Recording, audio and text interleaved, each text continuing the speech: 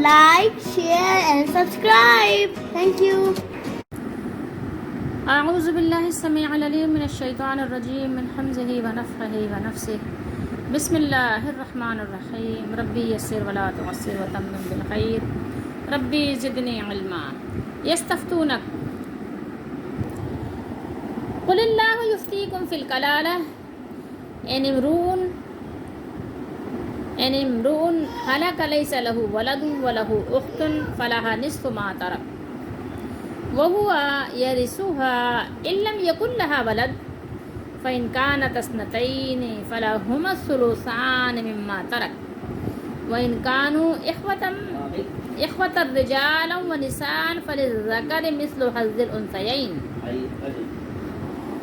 يبين الله لكم أن تضلوا والله بكل شيء عليم. یہ سورہ مبارکہ سورہ نساء کا اختتام ہے. یہاں پر یہ اس کی آخری صورت ہے، سورۃ النساء، چوتھی صورت کی. چوتھی کس لحاظ سے؟ نمبر 1 پر ہم نے سورہ فاتحہ پڑھی، نمبر 2 پر سورہ بقرہ پڑھی، نمبر 3 پر آل عمران اور نمبر 4 پر سورۃ النساء. یہ 4 صورتوں میں چوتھی تھی جو یہاں پر اس کا اختتام ہوا، مکمل ہوئی. یہاں پر یہ آخری آیت ہے، اس میں 176 آیتیں ہیں اور اس میں جو یعنی ابھی سپارہ ہے وہ 26واں ہی چل رہا ہے. ٹھیک ہے، اور یہ ترجمہ ہے ابن کثیر سے. یہاں چونکہ بات ہے کہ آپ سے وہ فتویٰ طلب کر رہے ہیں، فتویٰ پوچھ رہے ہیں. یہ جب باب استفعال سے آ جاتا ہے نا تو طلب کا معنی دیتا ہے. ٹھیک ہے، کسی چیز کو طلب کرنا. تو وہ کس سے پوچھ رہے تھے؟ وہ نبی کریم صلی اللہ علیہ وآلہ وسلم سے پوچھ رہے تھے. اس لیے یہاں پر بریکٹ میں اے نبی لکھا گیا ہے. اے نبی، لوگ آپ سے فتویٰ پوچھتے ہیں. ٹھیک ہے، فتویٰ. لیکن یہاں پہ آپ دیکھ رہے ہوں گے کہ 2 الفاظ آپ کو اضافی طور پہ نظر آ رہے ہیں فتویٰ میں. فاتا واو کے علاوہ سین تا بھی ہے، یا تو مضارع کا ہے یہ نشانی یا علامت کے طور پر، اور حمزہ استفہام جو ہوتا ہے وہ ظاہر ہٹ جاتا ہے. ٹھیک ہے، تو یہاں سے غائب ہے. آپ کو جو سمجھ رہے ہوں گے نا کہ باب استفعال میں حمزہ بھی ہوتا ہے. تو یہ جو ہے یہاں پر جو سوال کیا انہوں نے، جو فتویٰ پوچھا، طلب کیا نبی کریم صلی اللہ علیہ وسلم سے، اسی کے بارے میں یہاں پر بیان ہو رہا ہے. لوگ آپ سے فتویٰ پوچھتے ہیں. آپ کہہ دیجئے قل اللہ، آپ کہہ دیجئے اللہ کلالہ کے بارے میں حکم دیتا ہے. یعنی یفتیکم، اللہ تعالیٰ فتویٰ عطا فرما رہے ہیں، اللہ فتویٰ دے رہے ہیں. ٹھیک ہے، کس کے بارے میں؟ کلالہ کے بارے میں. کلالہ کون ہوتے ہیں وہ ابھی ہم جب اس کی وضاحت پڑھیں گے تو پھر پڑھیں گے. ٹھیک ہے، تو اللہ تعالیٰ فتویٰ عطا فرما رہے ہیں، اللہ فتویٰ دے رہے ہیں. آپ بتا دیجیے کہ فتویٰ کون دے گا؟ فتویٰ اللہ تعالیٰ دیں گے. ٹھیک ہے، اللہ تعالیٰ فتویٰ دے رہے ہیں. اگر کوئی شخص مر جائے، روم، ٹھیک ہے، امروم ان جو ہے یہ ملایا ہوا ہے اس میں سے. ٹھیک ہے، ہلاکت سے ہے، انتقال کر جانا، مر جانا، فوت ہو جانا. ٹھیک ہے، یہ سارے الفاظ قرآن میں استعمال ہوئے ہیں. ہلاک کا لفظ بھی استعمال ہوا ہے، اور فوت کا فاتا یا فوتو سے فوت کا لفظ بھی استعمال ہوا ہے، اور میت موت کا ماتا یا موتو سے موت بھی اس کا صیغہ بھی استعمال ہوا ہے. ٹھیک ہے، یہاں پہ ہلاکا کوئی مرد، کوئی شخص یہاں جو ہے یعنی کسی بھی مرد کا، کسی بھی شخص کا انتقال اگر ہو جائے، لیسا اور نہ ہو.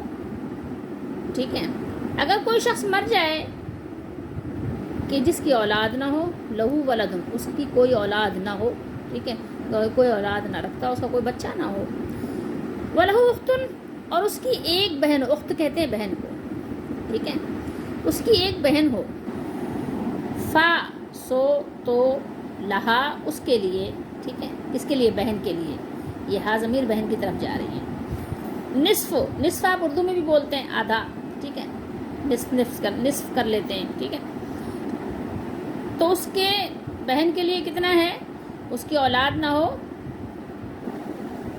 آدھا ہے، ٹھیک ہے، اس کے لیے بھائی کے چھوڑے ہوئے مال کا آدھا حصہ ہے، یعنی بھائی نے جو چھوڑ کر جس کا انتقال ہوا ہے، انتقال کی بات ہو رہی ہے، جس کسی شخص کا انتقال ہوا ہے، اس کی اولاد نہیں ہے، تو وہ جو کچھ چھوڑ کے دنیا سے گیا ہے، اس کی بہن ہے، تو اس کے بھائی کے چھوڑے ہوئے مال میں سے بہن کو آدھا حصہ مل جائے گا اولاد نہ ہونے کی صورت میں، ٹھیک ہے، کیونکہ اس کی ایک ہی بہن ہے صرف، بس اور کوئی ہے نہیں۔ اور اگر بہن کی اولاد نہ ہو تو اس کا بھائی اس کا وارث ہوگا، یعنی یہی صورت ہے کسی خاتون کے لیے کہ کسی خاتون کا اگر انتقال ہو جائے اور خاتون کا کوئی بچہ نہ ہو، اولاد نہ ہو، تو بھائی کیا بنے گا؟ اس کے مال کا وارث بن جائے گا، بھائی کیا ہوگا؟ وارث ہوگا۔ پھر اگر بہنیں 2 یا 2 سے زیادہ ہوں تو ان کے لیے بھائی کے چھوڑے ہوئے مال کا 2/3 ہے۔ ایک بہن ہونے کی صورت میں کتنا مال ملے گا بھائی کا؟ آدھا ملے گا، لیکن اگر 2 بہنیں ہیں یا 3 بہنیں ہیں یا مزید ہیں تو کتنا ملے گا؟ 2/3 ہے، ٹھیک ہے، 2/3 جو ہے وہ بہنوں میں تقسیم ہوگا، باقی جو بچے گا وہ کس کا ہوگا وہ ابھی آگے بیان ہوگا۔ اور اگر کئی بھائی بہن مرد اور عورتیں وارث ہوں تو مرد کا حصہ 2 عورتوں کے حصے کے برابر ہوگا۔ اللہ تمہارے لیے وضاحت بیان فرماتے ہیں، یبین، ٹھیک ہے، بیان فرماتے ہیں اللہ، ٹھیک ہے، تاکہ تم گمراہ نہ ہو جاؤ، ان تدلوا، تاکہ یا یہ کہ تم گمراہ نہ ہو جاؤ، اور اللہ ہر چیز کو خوب جاننے والے ہیں، واللہ بکل شیء علیم، بکل، ہر شے کو۔ اب چونکہ یہاں پر سورہ نساء کا اختتام ہے، اب ہم آگے پڑھیں گے تو کیا پڑھیں گے؟ سورہ مائدہ پڑھیں گے، تو اس کے بارے میں جان لیجئے کہ اس کا ربط کیا ہے پچھلی آیات سے۔ تو غور کیجئے کہ جب سورہ شروع ہوئی تھی تو بس اس کے فوراً بعد ہی میراث کے احکام وہاں پر بیان ہوئے تھے، پھر وہاں سے تقریباً یعنی پارہ کمپلیٹ ہو گیا، ٹھیک ہے، تو دوسرے احکام کے ساتھ حکم میراث کی طرف پھر جو ہے بات لوٹی، ٹھیک ہے، پھر میراث کی بات ہوئی درمیان میں، اور اب جب اختتام ہے، اختتامی طور پر یعنی جب سورت کا اختتام ہو رہا ہے تو پھر وہی بات ریپیٹ ہوئی ہے، دہرائی گئی ہے، ٹھیک ہے۔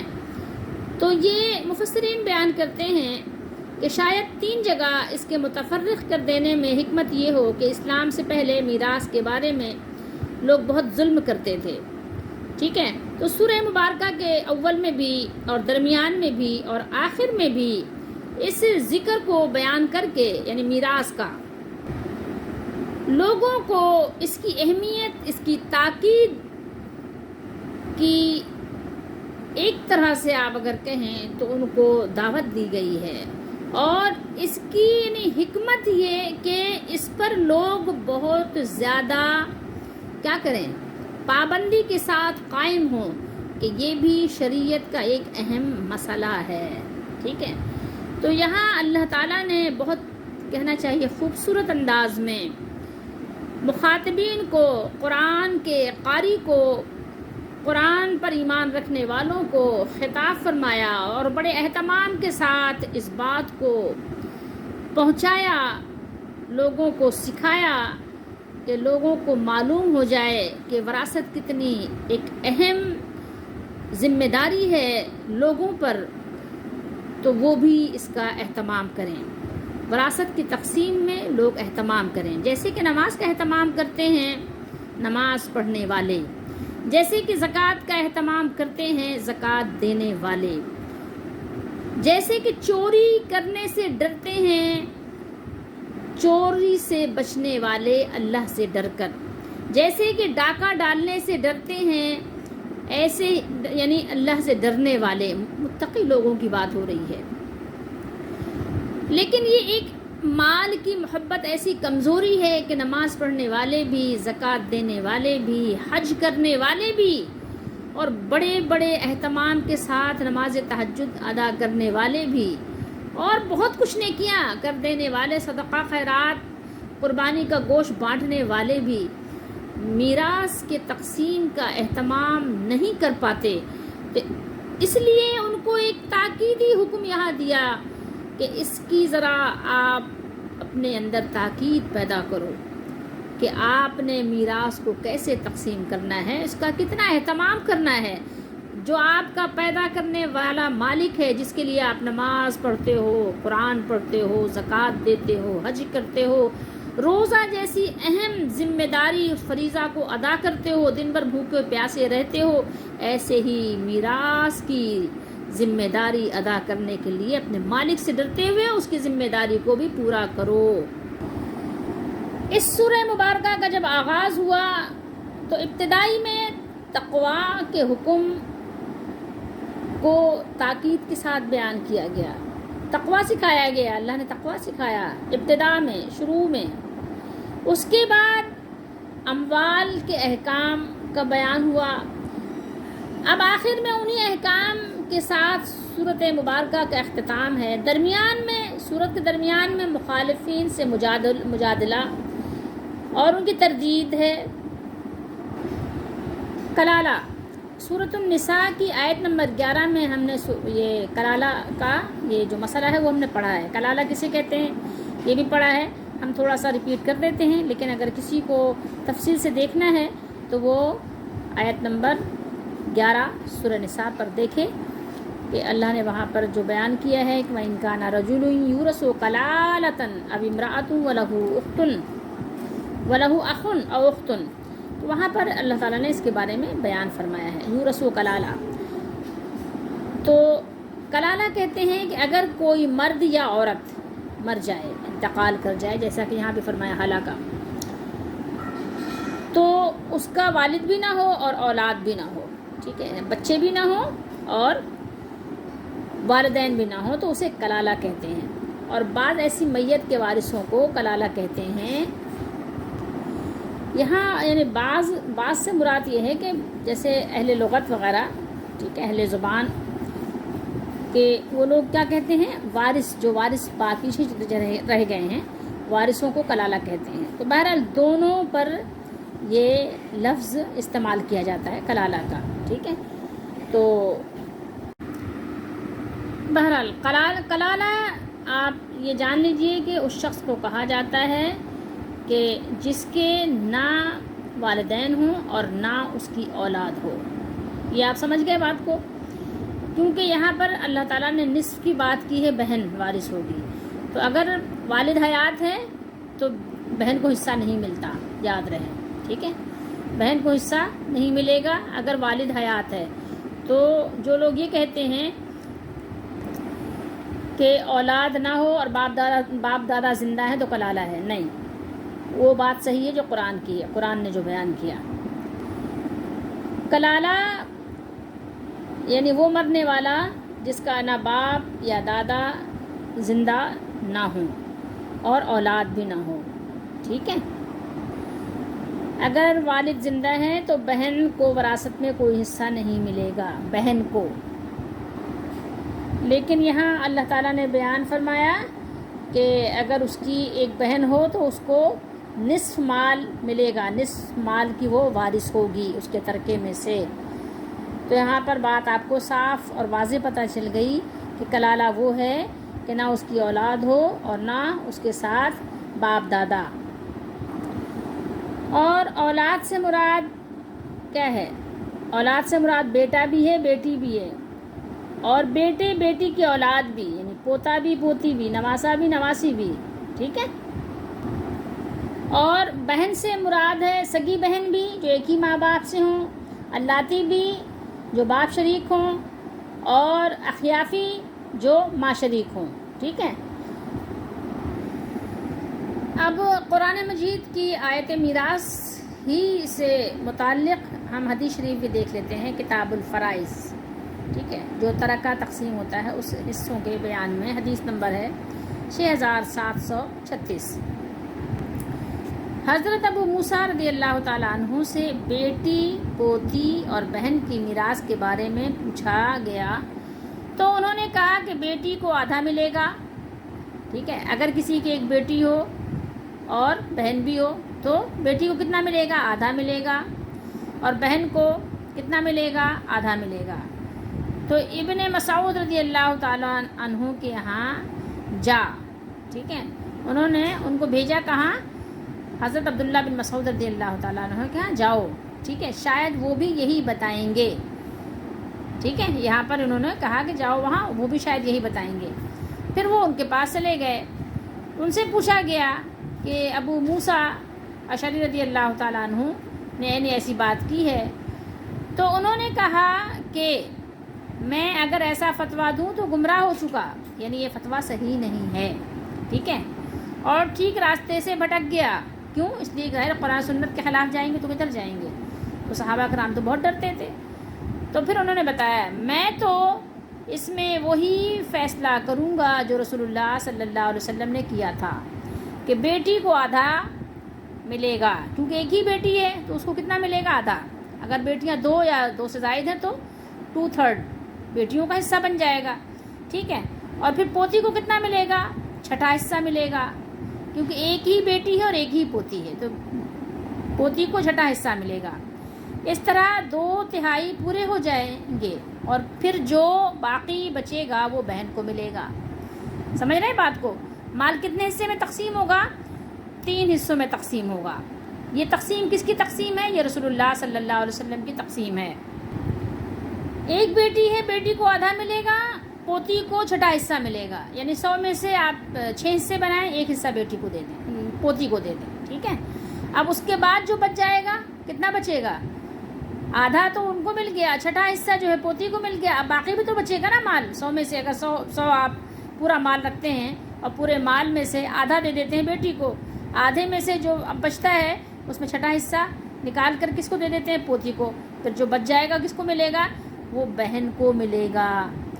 پھر ابو موسیٰ رضی اللہ تعالیٰ عنہ کے پاس آئے اور ابن مسعود رضی اللہ تعالیٰ عنہ کی گفتگو ان تک پہنچائی، تو انہوں نے کہا کہ جب تک یہ عالم تم میں موجود ہیں مجھ سے مسائل نہ پوچھا کرو، یعنی ان کو زیادہ پتہ ہے ان سے پوچھو، مجھے نہیں پتہ۔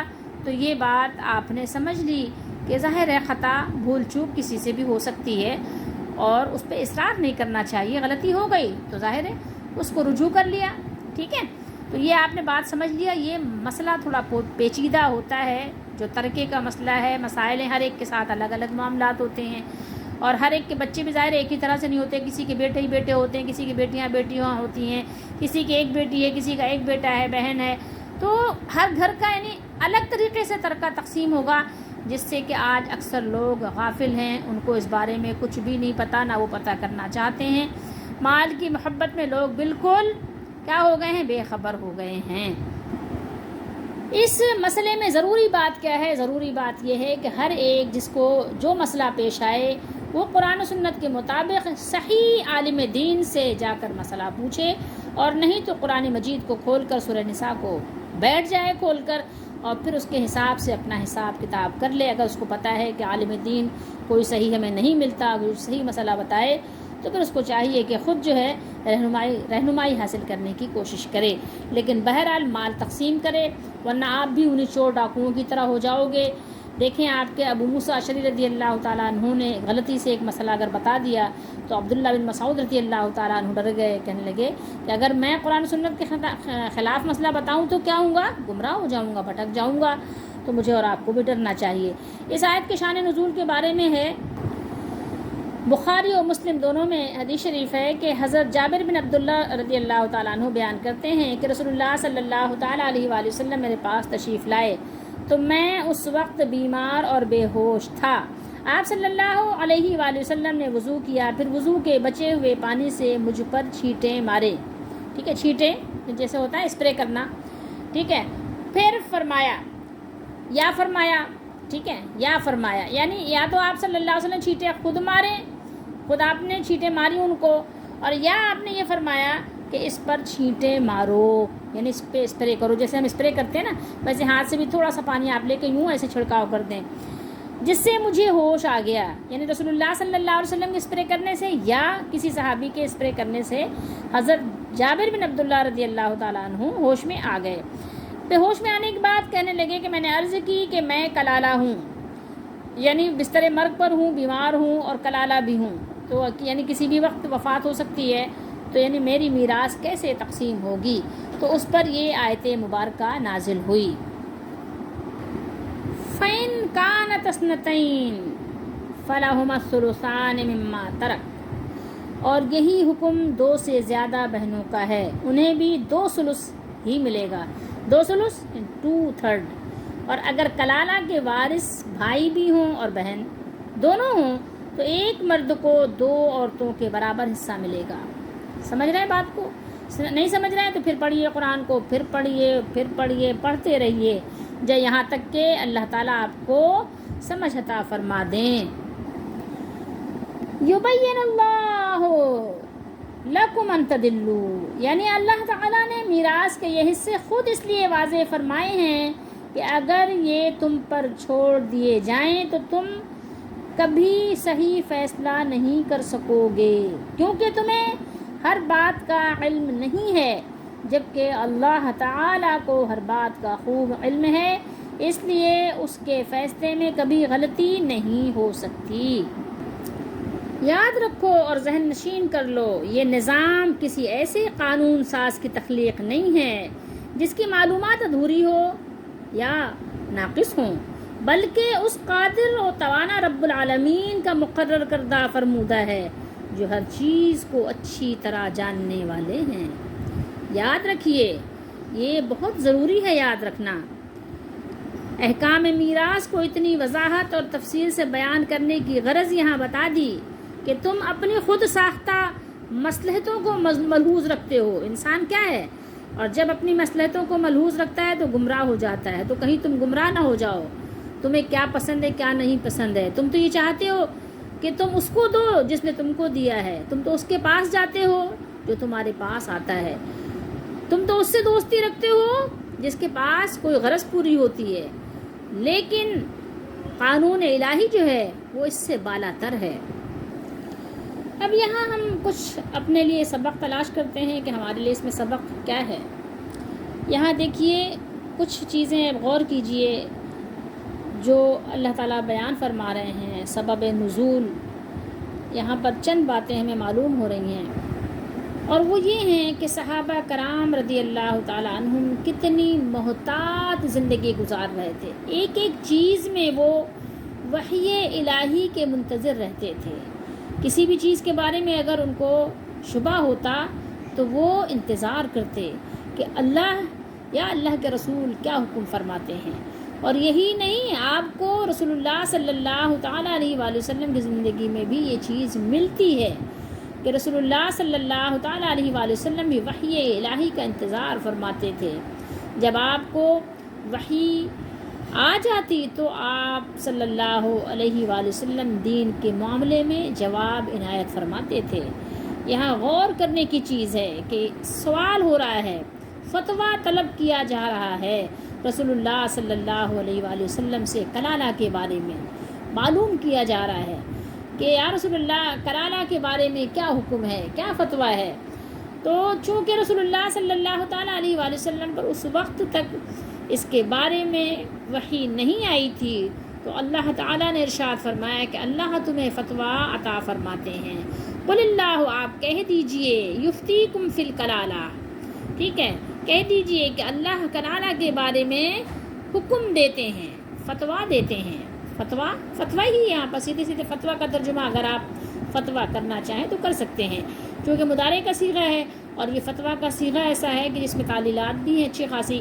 تو بہرحال اور یعنی صاف صاف جواب یہ ہے کہ اللہ تعالیٰ تمہیں فتویٰ عطا فرماتے ہیں، فتویٰ دیتے ہیں کلالہ کے بارے میں۔ تو صحابہ کرام اصول دین کے بارے میں تو تھے ہی بہت زیادہ، یعنی کہنا چاہیے کہ دین میں پختہ، لیکن جو فروعیات مسائل تھے، جو فروع تھے، جو جزیات تھے، کلیات کے بارے میں تو تھے ہی، جزیات کے بارے میں بھی بہت زیادہ یعنی وحی الہی کے پابند تھے، پابندی کے ساتھ اس پر عمل کیا کرتے تھے۔ اللہ تعالی ہم سب کو بھی توفیق عطا فرمائے۔ تو اصحاب رسول صلی اللہ علیہ وسلم کی یہ حالت تھی کہ وہ منتظر رہتے تھے ہر امر میں، رسول اللہ صلی اللہ تعالیٰ علیہ وآلہ وسلم سے پوچھتے رہتے تھے، آپ کی طرف دیکھتے تھے، اپنی عقل اور اپنے خواہش کو حاکم نہیں سمجھتے تھے۔ اگر ایک دفعہ میں کوئی مسئلہ صحیح تشفی بخش ان کو نہ معلوم ہوتا تو دوبارہ حاضر خدمت ہوتے، دوبارہ دریافت کرتے، دوبارہ پوچھتے. سوچئے تھوڑی دیر کے لیے کہ کیسے لوگ تھے وہ، کیسے لوگ تھے. کبھی کبھی عقل حیران رہ جاتی ہے کہ وہ کیسے لوگ تھے. ایک ہم ہیں کہ ہم سے کچھ بھی نہیں ہوتا، اور ایک وہ تھے کہ وہ سب کچھ کر گزرتے تھے. کیسی ان کی شان تھی.